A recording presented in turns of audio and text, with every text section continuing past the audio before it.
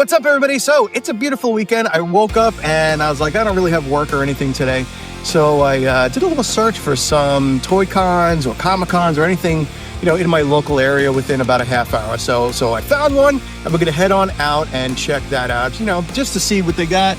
But as always, my first stop is Wawa to go grab something for the road and grab a couple bucks out.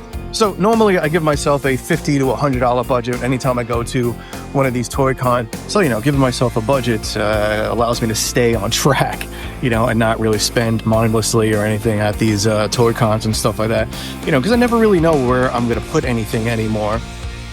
All right, so let's head on over to the Toy/Comic Con. I took $50 out. This is a very small show. So I'm not really expecting to find much of anything. So I figured, the less budget, the better. Usually at these little things, I just go just to get out of the house. But I don't really expect to find much of anything at the small cons, especially when it's like a 50-50 comic and toy con. I may just leave this thing with nothing, maybe just a pop. So let's just see what kind of damage we can try to keep ourselves out of. Let's hit the road.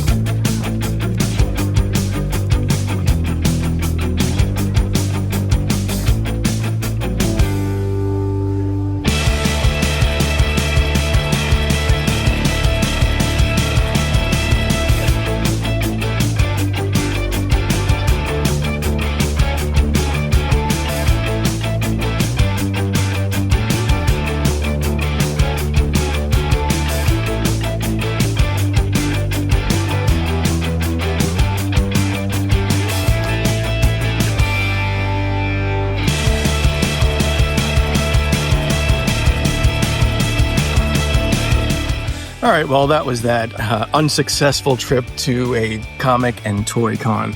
But I don't know, maybe it's better off that I don't spend any money.